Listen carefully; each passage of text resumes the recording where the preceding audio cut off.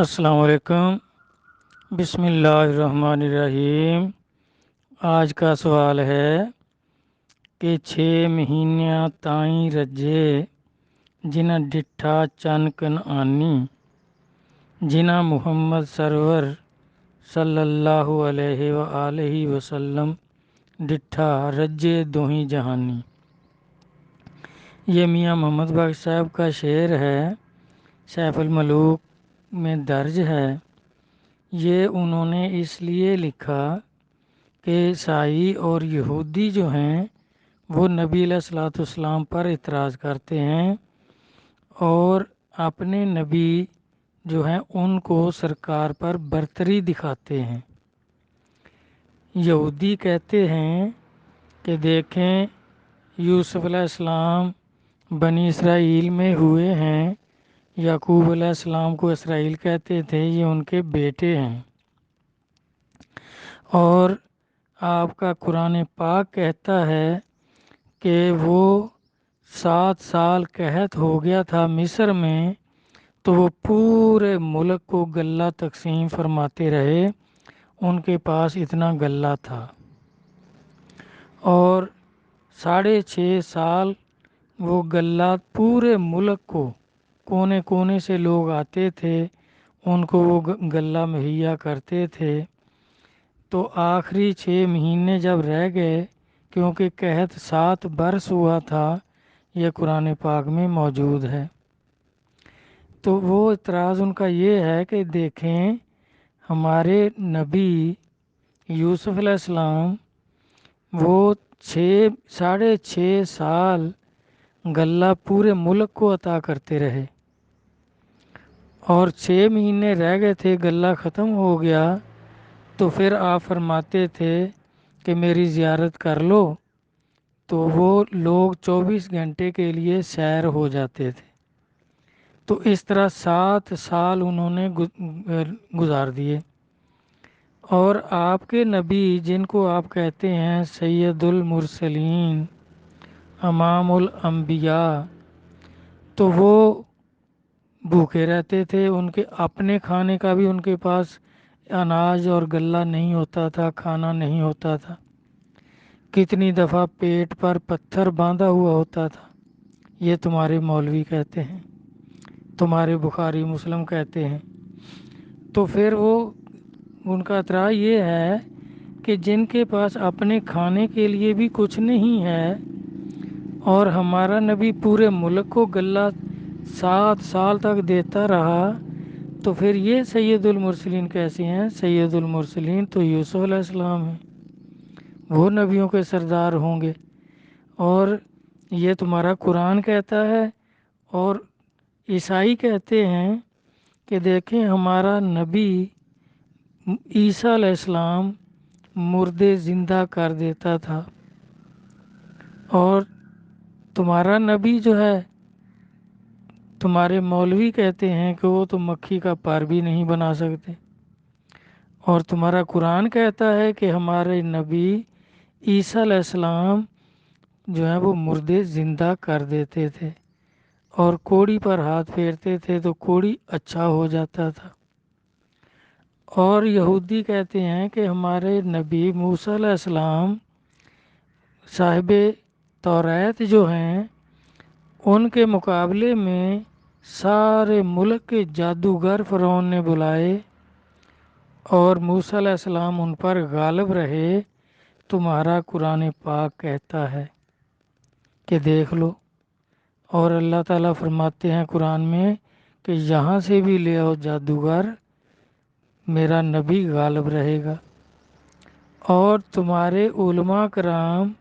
بخاری مسلم اور فقہ کے امام اور سارے فرقوں کے بانی بڑے بڑے مولوی، وہ سارے کہتے ہیں کہ لبید بن عاصم ایک یہودی نے ہی نبی علیہ الصلوۃ والسلام پر جادو کر دیا، اور آپ بیمار ہو گئے، اور اس کی بہنوں نے جادو کر دیا، پورا سال آپ بیمار رہے۔ کیا کیا انہوں نے جھوٹ لکھا ہے۔ وہ کہتے ہیں دیکھو ہمارا نبی جو ہے موسیٰ علیہ السلام وہ نبیوں کا سردار ہے،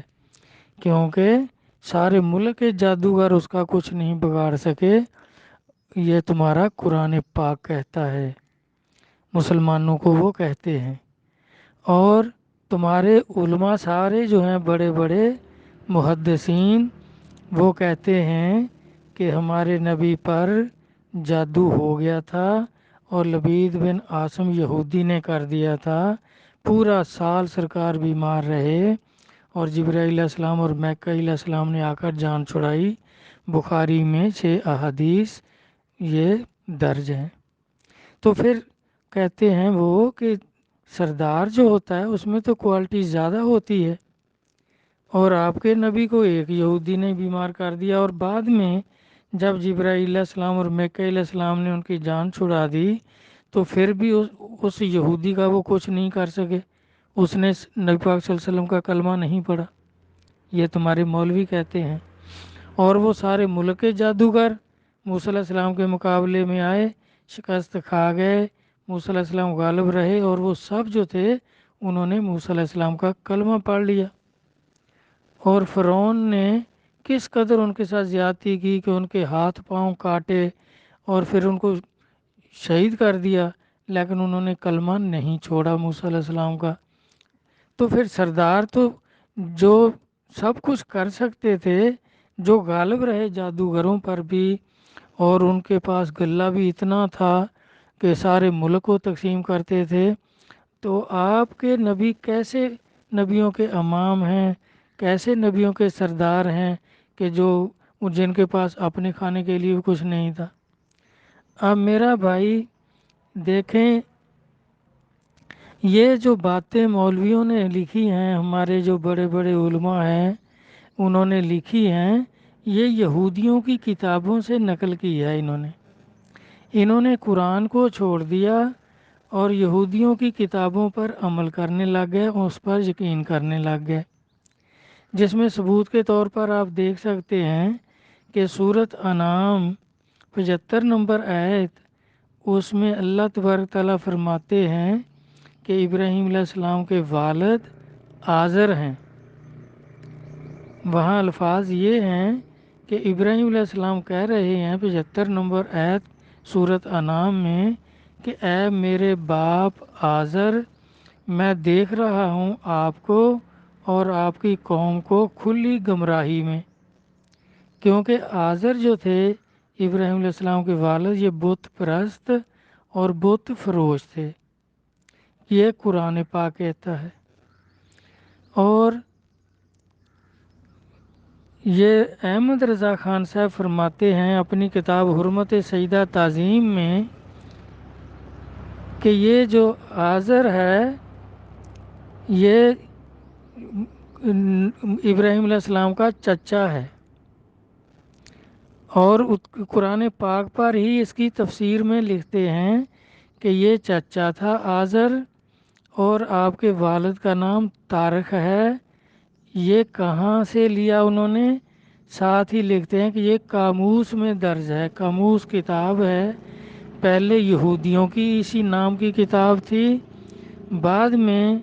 علامہ صاحب جو ہیں جلال الدین سیوطی انہوں نے لکھی ہے،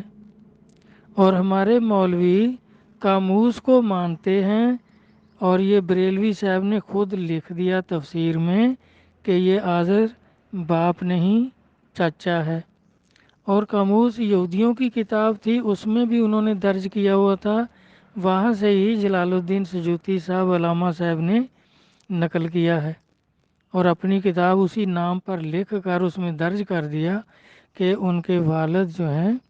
وہ آزر نہیں، یہ چچا ہیں، طارق ان کے والد ہیں، یہ قاموس میں لکھا ہوا ہے۔ اب دیکھیں اس طرح قرآن کا انکار اور مولویوں کی کتابیں جو یہودیوں کی کتابوں کی نقل ہیں اس پر اعتبار، اس پر ان کا یقین، اس لیے وہ کہتے ہیں کہ پھر آپ کے نبی کیسے سردار ہیں؟ آپ کے خود مولوی لکھتے ہیں کہ ہمارا نبی تو مکھی کا پر نہیں بنا سکتا، اور تمہارا قرآن کہتا ہے کہ عیسیٰ علیہ السلام مردے زندہ کر دیتے تھے، کوڑیوں کو اچھا کر دیتے تھے۔ تو اس طرح پھر جب وہ کہتے ہیں کہ اب یوسف علیہ السلام دیکھ لیں، قرآن پاک کہتا ہے کہ 7 سال انہوں نے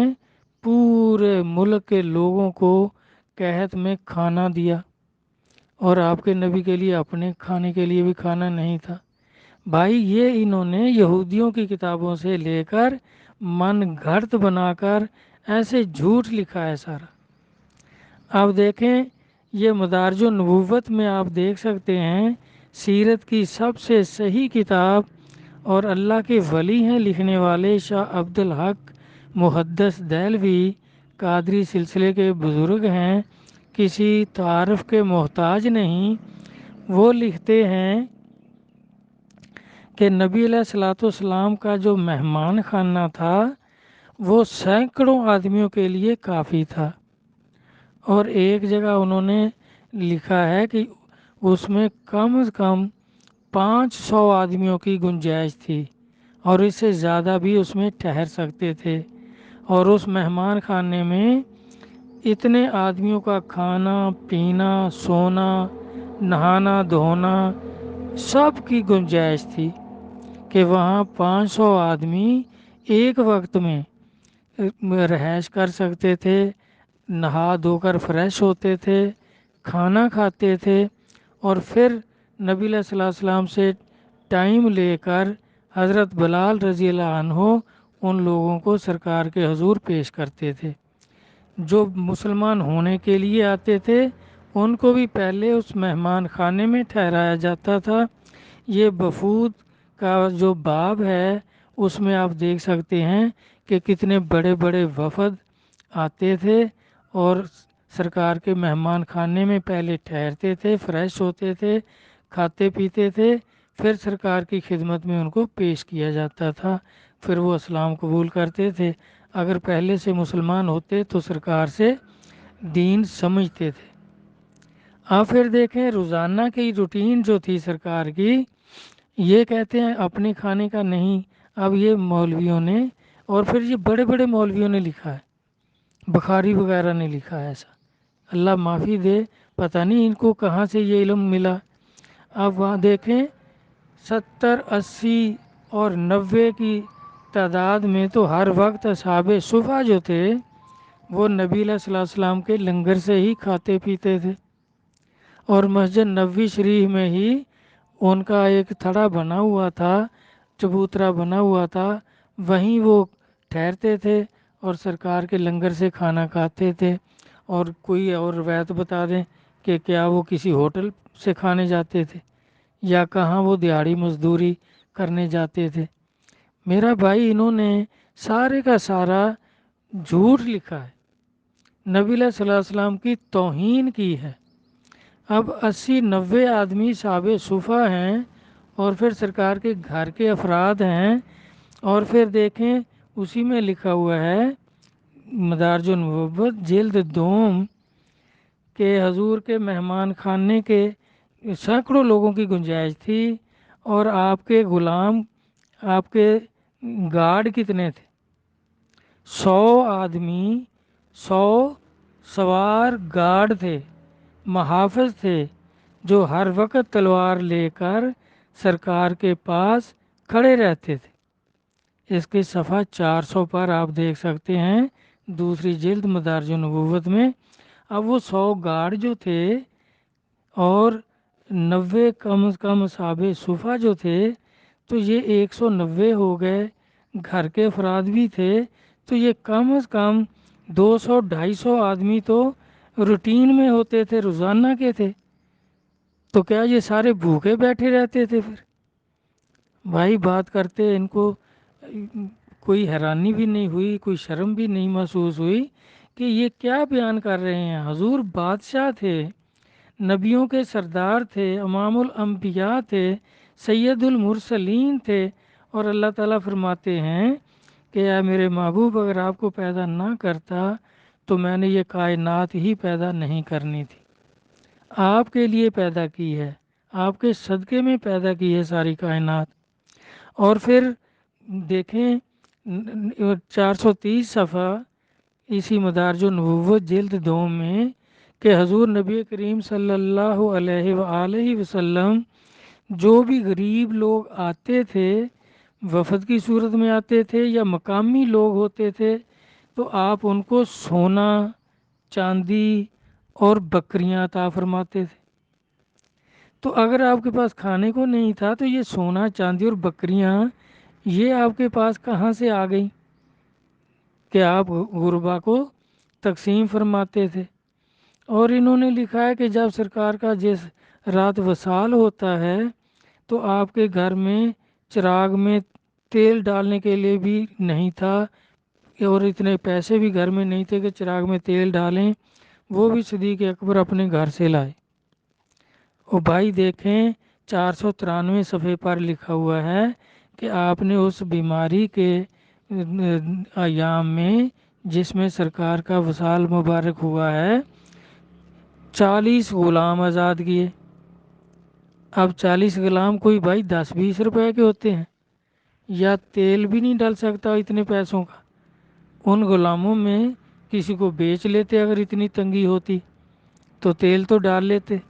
بھائی یہ کس طرح کی انہوں نے چیزیں لکھی ہیں، سمجھ سے باہر ہیں۔ اور اماں عائشہ سے روایتیں کرتے ہیں کہ آپ فرماتی ہیں کہ کئی دن تو ہمارا چولہا بھی نہیں جلتا تھا، تو پھر وہ 90 صحاب صفا اور 100 گارڈ اور روٹین کے آدمی جو وفد آتے تھے، جو مہمان خانے میں ٹھہرتے تھے، اور 500 آدمی کی گنجائش تھی، 200-300 آدمی کے وفد آ جاتے تھے، اور پھر وہاں کھانا پینا اگر نہیں تھا تو مہمان خانے میں کیا کرتے تھے پھر وہ؟ بھائی اتنے لوگوں کا کھانا پینا ہوتا تھا تو اماں کیسے یہ فرما سکتی ہیں کہ ہمارا تو کئی دن چولہا بھی نہیں جلتا؟ اور اسی کے 556 صفحے پر دیکھ لیں کہ ام المومنین اماں عائشہ صدیقہ رضی اللہ عنہ نے ایک دن 70,000 درہم غربا میں تقسیم فرمائے،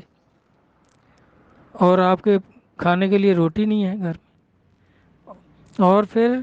یہ عبداللہ بن زبیر رضی اللہ عنہ سے دوسری روایت ہے کہ ایک دن میں حاضر ہوا تو اماں نے 1,00,000 درہم تقسیم کیے،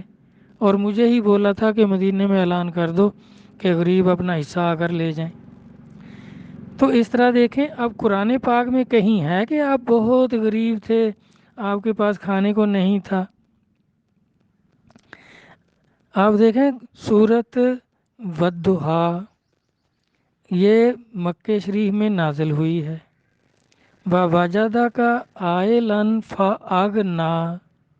اللہ تعالیٰ فرماتے ہیں آپ کے پاس کمی محسوس ہوئی تو میں نے آپ کو غنی کر دیا۔ اب غنی بھائی اس آدمی کو کہتے ہیں جس کے گھر کھانے کو بھی نہ ہو۔ غنی جس کو اللہ فرمائے کہ میں نے غنی کر دیا، تو اب وہ غریب آدمی کے تو غنی نہیں کہتے اور ان کو تو اللہ غنی کہہ رہے ہیں۔ کوئی یہودی کہتا تو پھر ابھی ہم کہتے کہ یہ جھوٹ بول رہا ہے، اب اللہ تعالیٰ فرما رہے ہیں۔ اب دیکھیں عثمان غنی رضی اللہ عنہ کو نبی علیہ الصلوۃ والسلام نے غنی کا القاب عطا فرمایا، کیونکہ آپ کا اسم مبارک تو عثمان ہے۔ تو جب انہوں نے بہت سخاوت کی کہ مسجد نبوی شریف کی جگہ خرید کر وقف کر دی، اور پھر کنواں یہودی سے خرید کر مسلمانوں کے لیے وقف کر دیا، اور غزوہ تبوک کا جتنا لشکر تھا اس کے تہائی لشکر کا کھانا پینا اور ہتھیار اور سواری سب کچھ آپ اکیلے آپ نے وہ مہیا کر دیا، تو نبی علیہ الصلوۃ والسلام نے اس ٹائم فرمایا تیسری دفعہ کہ عثمان آپ نے جنت خرید لی، اور آپ کو غنی فرمایا کہ عثمان غنی ہے۔ تو اب اللہ تعالیٰ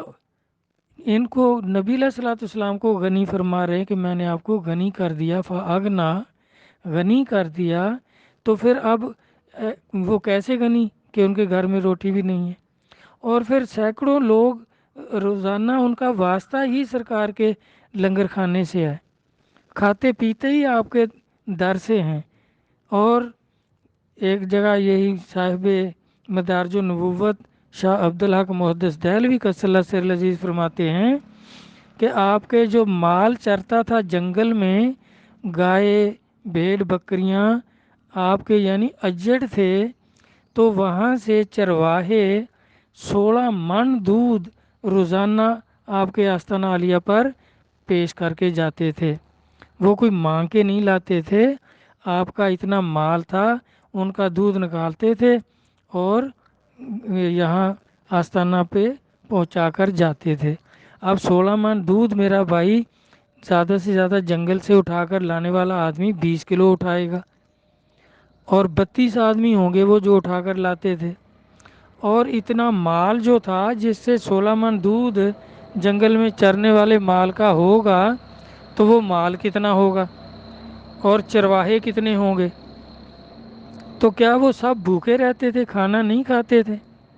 اور جو 16 من دودھ دے کر جاتے تھے،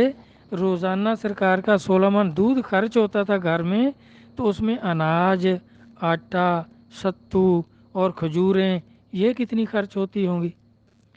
تو اب یہ بھوکے رہنے کا جو انہوں نے نکال لیا ہے فلسفہ، یہ میرا بھائی سب کا سب جھوٹ ہے۔ یہ یہودیوں نے سازش کے ذریعے ایسی کتابیں لکھی، اور ہمارے علماء کو جو تھی وہ سمجھ نہیں تھی،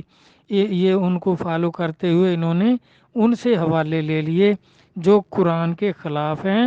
نبی علیہ الصلوۃ والسلام کی شان کے خلاف ہیں۔ میرا بھائی آپ بادشاہوں کے بادشاہ تھے۔ مدارج النبوت جو صحیح کتاب ہے سیرت کی، اس میں آپ دیکھ سکتے ہیں، روضۃ الاحباب پرانی کتاب ہے، صحیح کتاب ہے، اس میں دیکھ سکتے ہیں، مواہب لدنیہ میں دیکھ سکتے ہیں کہ سرکار کس قدر عالی شان زندگی گزارتے تھے، کس قدر غریب غربا لوگ آپ کے لنگر سے کھاتے تھے، اور آپ کس قدر ان کو مال عطا فرماتے تھے۔ اور ایک قبا کا ذکر ہے کہ جیسے جبہ نبی علیہ الصلوۃ والسلام نے حضرت عباس جو آپ کے چچا ہیں رضی اللہ عنہ ان کو عطا فرمائی، تو اس میں سونا تھا، تو انہوں نے عرض کیا کہ یا رسول اللہ صلی اللہ علیہ وسلم، مردوں کے لیے تو یہ سونے والے کپڑے پہننا منع ہے، جائز نہیں ہے، تو میں اس کا کیا کروں؟ تو اب سرکار اس کو عطا فرما رہے ہیں، اب اس کی مالیت دیکھیں کتنی ہے جو سرکار عطا فرما رہے ہیں۔ تو آپ نے فرمایا اس کا سونا نکالو اور اپنی بیوی کا زیور بنوا دو۔ آپ نے اس میں سے سونے کے تار نکالے، اور نبی علیہ الصلوۃ والسلام کی چچی جو تھی حضرت عباس کی زوجہ محترمہ، ان کا پورا زیور بن گیا۔ اور پھر اس میں وہ جو کپڑا تھا وہ 8,000 درہم کا ایک یہودی کو حضرت عباس نے بیچ دیا۔ اب جو شخص اتنے قیمتی کپڑے اللہ واسطے عطا کرتا ہے، مخلوق پر نشاور کر دیتا ہے، تو اب اس کا یہ دیکھیں کہ بھی اس کے گھر میں کھانا نہیں ہے، اور پھر کتنے لوگ ہر وقت ان کے لنگر کھانے پہ موجود ہیں، ہر ٹائم کھانے پر 200 300 400 500 آدمی کھانا کھاتے ہیں۔ مدارج النبوت میں دیکھ لیں بھائی، یہ بزرگوں کی لکھی ہوئی کتاب، شاہ عبدالحق محدث دہلوی جو اللہ کے ولی ہیں، اور انہوں نے روضۃ الاحباب، مواہب لدنیہ اور بھی پرانی کتابوں کے حوالہ جات سے لکھی ہیں، کوئی اپنی طرف سے من گھڑت نہیں لکھی۔ تو اس طرح میرا بھائی، اب بیان زیادہ لمبا ہو رہا ہے، اب پھر اور تھوڑا سا دیکھ لیں کہ اب نبی علیہ الصلوۃ والسلام کی شادی ہوئی ہے، پہلی شادی، تو جس طرح یہ کہہ دیتے ہیں جی سنت کے مطابق ہم کر رہے ہیں، بھوکے ننگے لوگ بھی کہتے ہیں کہ سنت کے مطابق کرو۔ بھائی سنت کے مطابق نبی علیہ الصلوۃ والسلام نے پہلی شادی جو اماں ختیجۃ الکبریٰ رضی اللہ عنہا سے ہوئی تو اس کا حق مہر 20 اونٹ، جو کم از کم 1 کروڑ روپے ان کی آج مالیت بنتی ہے، تو اتنا حق مہر کون دیتا ہے؟ پھر دیکھیں آپ کی بڑی صاحبزادی کی شادی ہوئی، آپ کی بیوی ختیجہ الکبریٰ رضی اللہ عنہ کے زندگی میں، حیات طیبہ میں، تو اس کو صرف ایک ہار جو دیا سونے کا وہ 250 گرام کا تھا، 250 گرام سونے کا ہار تھا، جو غزوہ بدر میں جب ان کے شوہر گرفتار ہوئے حضرت عباس رضی اللہ عنہ کے ساتھ، تو وہ